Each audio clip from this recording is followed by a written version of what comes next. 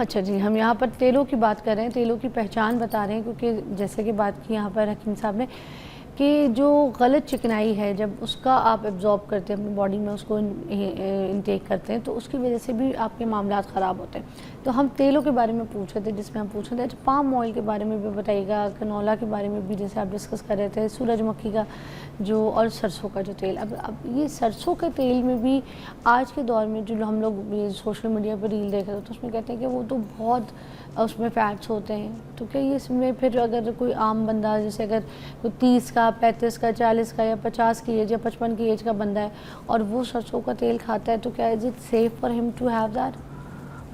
देखिए, यही मैं बार बार ये कह रहा होता हूँ कि एरोसिक एसिड जो है ना, जिसके बारे में बड़ा वावेला है कि वो इसके अंदर होता है और उसके बड़े नुकसानात हैं, तो क्या पहले नहीं था? एक चीज़। दूसरी चीज़ ये कि अल्लाह ताला की जो सनाई है ना, जो वो चीज़ को तख्लीक करता है, उसमें प्रो एंड कॉन्स दोनों रखते हैं। तो हम किसी एक चीज़ को निकाल कर उसके बारे में गुफ्तगू शुरू कर दें, तो ये मेरा ख़्याल है कि मुनासिब बात नहीं है। तो ये चीज़ें इस्तेमाल होती आई हैं, हमारे अजदाद ने इस्तेमाल किए हैं इनको, और उसके मुकाबले में हम किसी और GMO या हाइब्रिड सीड को उठाने के लिए या उसको मार्केट में लाने के लिए अगर हम इसमें से या ख़राबियाँ निकालना शुरू कर दें, तो मुझे नहीं लगता कि हमें ये कोई जस्टिफाइड चीज़ है।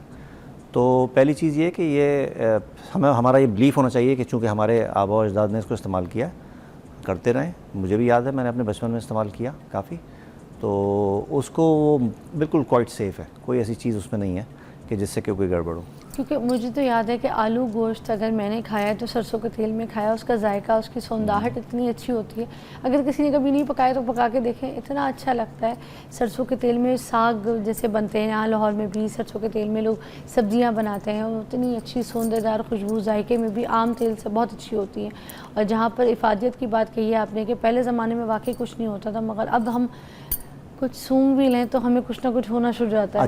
अचार आज भी इसी में डलता है, सरसों के तेल में ऐसे ही है, और हाँ? किसी चीज़ में हम नहीं डालते अचार। हाँ, अच्छा मैंने सुना है कि ये जो अचार है ये भी फ़ायदेमंद होता है। जैसे कुछ लोग कहते हैं ना कि नहीं तेल निथार के तो अचार को, तो ये अब सरसों के तेल में अचार बनता है, अगर इसको रोज़ खाने के साथ इस्तेमाल किया जाए तो इसका कोई नुकसान तो नहीं है? बिल्कुल नुकसान नहीं है। अचार एक बहुत हेल्दी चीज़ है, और ये बरसगीर का जो कुज़ीन है ना हमारा, हाँ। ये जो हमारा विरसा है, हाँ। जो चीज़ें हमें उसमें मिली हैं, इसमें कमाल किस्म की चीज़ें हैं। अचार भी उसमें से एक है। और स्पेशली जब हम उन सब्ज़ियों में उस ऑयल में हम सब्ज़ियाँ भिगो देते हैं, फिर उसमें हम डिफरेंट किस्म के मसाले डाल रहे होते हैं, और फिर उसको धूप लगा के रख रहे होते हैं, तो उसके असरात उसके अंदर आ रहे होते हैं। तो ये जो ऑयल होता है इसका, ये एक बड़ी हेल्दी चीज़ होती है। ये हमारे गट बैक्टीरिया के हवाले से, हमारे जॉइंट्स के हवाले से, हमारे हाजमे के हवाले से ये बड़ा क्रूशल रोल प्ले करता है। और नो डाउट ये एक कमाल चीज़ है, इसको कभी भी इग्नोर नहीं करना चाहिए, बल्कि हर खाने में अचार जो है वो मौजूद होना चाहिए। क्या बात और डिफरेंट चीज़ों का अचार होना चाहिए। आपने तो हमारा खाना मज़ेदार बना दिया। मुझे एक और चीज़ बता दें, जो अचार से कुछ लोगों का गला ख़राब होता है, तो उसकी कोई टिप है तो बता दें कि किस तरीके से कुछ लोगों को अगर गले में एलर्जी होती है, गला ख़राब हो जाता है, तो वो कैसे बच सकते हैं? उसमें ये देख लीजिए कि जो अमूमन बहुत सारे मैंने ऐसे भी लोग देखे कि जो अचार को फ्रिज में रख देते हैं, ठंडा करके इस्तेमाल कर रहे हैं, वो नहीं करना, तो वो ना करें। उसकी वजह से होता है, उसकी वजह से भी हो सकता है। कुछ लोगों को इटसेल्फ कोई ऐसी चीज़ है जो उनको चिकनाई से कुछ लोगों को एलर्जी होती है, अच्छा। गले में लगता है उनके, तो उससे ज़रा सा परहेज़ कर लीजिए। फिर इसमें कुछ लोग टाटरी वगैरह जो है या खटास जो है वो एक्स्ट्रा डाल देते हैं, वो ना डालें, तो उससे अवॉइड कीजिए। ये 3 चीज़ों से आप बचा लें तो, और इसके जो हेल्थ बेनिफिट्स हैं उसको मद्देनज़र रखते हुए इसको डेवलप करवाइए, उसको बनवाइए, और फिर सारा साल खाइए। आय हाय, आपने तो हमारा खाना मज़ेदार कर दिया। पाम ऑयल के बारे में भी बताइएगा। पाम ऑयल सुना है ये तो सस्ता भी है ना? हाँ, सस्ता भी है, हमारे यहाँ की चीज़ नहीं है, बाहर से हम इसको मंगवाते हैं, यहाँ आता है ये। और मुझे मतलब देखिए, चीज़ें बहुत सारी आ रही हैं, पाम ऑयल भी है, ये कनोला भी है, और बहुत सारी चीज़ें, लेकिन हम इन चीज़ों को के लिए अपनी चीज़ों को नज़रअंदाज क्यों करें? ठीक है, वही हेल्थ बेनिफिट्स हैं, वही सारी चीज़ें हैं, और वो हमारे खित्ते की चीज़ है, हमारे लिए बनाई गई है, हम वहीं पैदा हुए हैं, तो हम दूसरी चीज़ों की तरफ क्यों जाएं? हाँ, कोई मजबूरी अगर है, अवेलेबिलिटी नहीं है, कोई और बात है, तो फिर बेशक आप उससे थोड़ा सा फ़ायदा उठा लीजिए। अच्छा, और नमक के ऊपर भी बात करते हैं क्योंकि ब्लड प्रेशर भी आज हमारा टॉपिक है। नमक कहते हैं कि बहुत ज़्यादा इस्तेमाल करने से भी ब्लड प्रेशर हो जाता है। हमारे खानों में तो बहुत ही ज़्यादा हस्बे ज़ायक़ा हमें नमक चाहिए होता है, तो सारा इल्ज़ाम जो है ये नमक के ऊपर जाएगा कि जो ब्लड प्रेशर का मरीज़ होता है वो ये ज़्यादा नमक खाने की वजह से होता है। क्योंकि मोस्टली घर में 4 बंदे बैठे हैं तो यही कहते हैं कि बहू तुम जो हो ना नमक थोड़ा सा रखती हो, जिसकी वजह से ये मसला हो सकता है, तुम हमें भी मरवाओगी, नमक हल्का हाथ रखो। तो ये सही बात है। नमक यकीनन जिन लोग ख़ासतौर पे जो नॉन पेशेंट्स हैं, हाँ, उनमें भी नमक जो है वो बहुत ज़्यादा सोडियम है, चूँकि वाटर रिटेंशन करता है, पानी को रोकता है। और नॉर्मली ऐसा होता है कि जब लोग बिल्कुल, और उसमें अच्छा एक स्टैंडर्ड भी है WHO के को अगर हम देखें तो वो कहते हैं जी नॉन पेशेंट्स भी जो हैं, जो कार्डियोवैस्कुलर डिजीज़ हैं या जो, वो भी एक मखसूस मकदार, कम मकदार में 2 ग्राम पूरे दिन में नमक का इस्तेमाल जो है वो, हालांकि हम उससे भी कम करते हैं, वो तकरीबन ले सकते हैं। तो उससे क्या होता है कि आपकी बॉडी की जो एक नीड है नमक की वो पूरी हो जाती है। फिर साथ में आप एक आपको देखें एक और भी चीज़ है कि आपकी टेबल पे जहाँ नमक दानी रखी हुई होती है वहाँ काली मिर्च की भी एक शीशी रखी हुई होती है। तो ये सोडियम है, वो पोटेशियम है।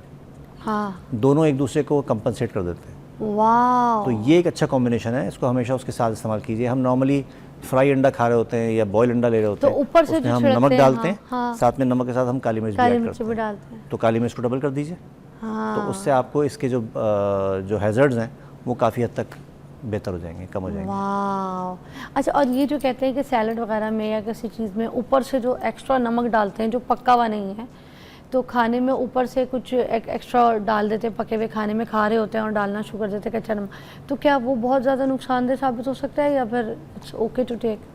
नहीं, उसको थोड़ा सा अवॉइड ही करना चाहिए। बहुत ज़्यादा तो वैसे ही नुकसानदेह, इतना नमकियात नहीं लेना चाहिए, क्योंकि हमारी एक्टिविटीज़, हमारी जो रूटीन है वो हेल्थ के एतबार से अप टू दी मार्क नहीं है। तो हमें बचकर चलना चाहिए ऐसी तमाम चीज़ों से जो किसी भी हवाले से ये वाला फिनोमेना क्रिएट कर सकें, क्योंकि इसको कहते हैं साइलेंट किलर, इसको हाई ब्लड प्रेशर को।